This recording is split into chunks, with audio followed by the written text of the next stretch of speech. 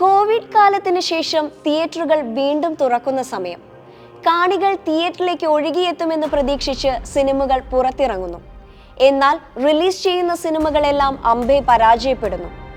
ഒരു കാലത്ത് Indian cinema ഭരിച്ചിരുന്നവരെ remake would എന്ന് വിളിച്ച് ആളുകൾ പരിഹസിക്കുന്നു. രൺവീർ സിംഗ്, രൺബീർ കപൂർ തുടങ്ങി അക്ഷയ് കുമാർ വരെയുള്ള സിനിമകൾ നിലം തൊടാതെ പൊട്ടുന്നു. തിയേറ്ററുകളിൽ ആളെ കയറ്റാൻ കേൾപ്പുള്ള സൽമാൻ ഖാന്റെയും ആമീർ ഖാന്റെയും സിനിമകൾ പോലും വിജയം കാണാതെ വരുന്നു. ബോളിവുഡ് സിനിമകൾക്ക് ഇനി ആള് കയറില്ല എന്ന് പലരും ഉറപ്പിക്കുന്നിടത്തേക്ക് 4 വർഷത്തെ വനവാസത്തിന് ശേഷം അയാൾ 2023 ആദ്യത്തിൽ തന്നെ പത്താനുമായി എത്തുന്നു. പിന്നീട് നടന്നത് ചരിത്രം. പരാജയത്തിന്റെ ആഴക്കടലിലേക്ക് ആണ്ടുപോയ ഒരു ഇൻഡസ്ട്രിയെ അയാൾ ഒരുത്തൻ ചുമലിലേറ്റി രക്ഷിക്കുന്ന നേർക്കാഴ്ച. സീറോയിൽ പതറിയവൻ ബോളിവുഡിന്റെ ദ റിയൽ ഹീറോ ആകുന്നു. ബോളിവുഡിന്റെ സ്വന്തം ബാദുഷാ, the one and only king Khan Shahrukh Khan.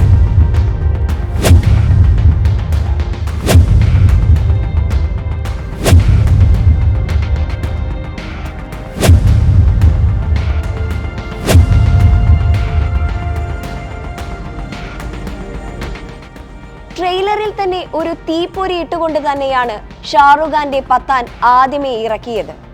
പിന്നെ ചിത്രത്തിലെ സോങ്ങിൽ വന്ന വിവാദം ആളിക്കത്തി.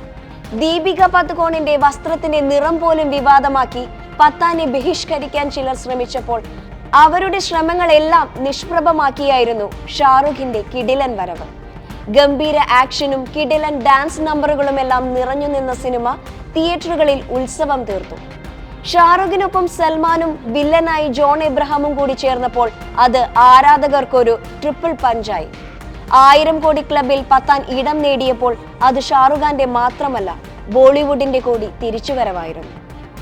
പത്താൻ ഒരു തുടക്കം മാത്രമായിരുന്നു എന്ന് പറഞ്ഞുകൊണ്ട് സെപ്റ്റംബറിൽ ഷാറുഖ് ഖാന്റെ അടുത്ത സിനിമ വന്നു. തമിഴിലെ സൂപ്പർ ഹിറ്റ് സംവിധായകൻ ആറ്റ്ലി സംവിധാനം ചെയ്ത ജവാൻ. തമിഴിലെ ഹിറ്റ് ഫോർമുലകൾക്ക് ഒരു ഷാറുഖ് ടച്ച് ലഭിച്ചപ്പോൾ അത് ആരാധകർക്കൊരു പുതുമയായിരുന്നു. ഒപ്പം കർഷക പ്രശ്നങ്ങളും ആവശ്യത്തിന് ഓക്സിജൻ സിലിണ്ടറുകൾ ഇല്ലാത്തതുമൂലം കുട്ടികൾ മരിച്ചതുമുൾപ്പെടെ സമീപകാല ഇന്ത്യ നേരിട്ട പ്രതിസന്ധികൾ കൂടി സംസാരിച്ചത് നിരൂപക പ്രശംസയ്ക്കും കാരണമായി.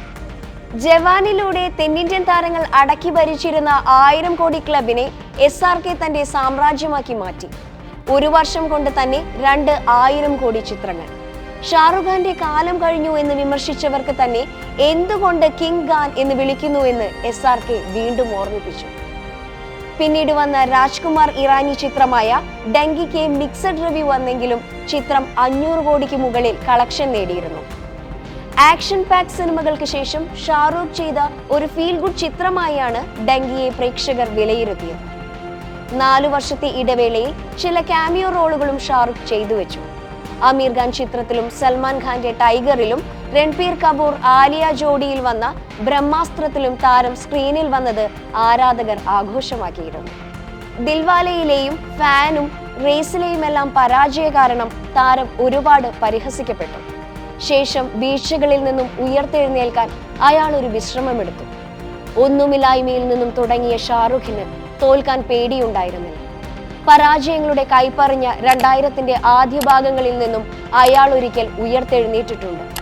അതുതന്നെയാണ് 4 വർഷത്തെ ഇടവേള ഷാറുഖിനെയോ ആരാധകരെയോ ബാധിക്കാതിരുന്നത്. എത്രയൊക്കെ പരാജയപ്പെട്ടാലും തങ്ങളുടെ രാജാവ് അതിലും ശക്തമായി ഉയർത്തെഴുന്നേൽക്കുമെന്ന് ആരാധകർക്ക് ഉറപ്പുണ്ട്.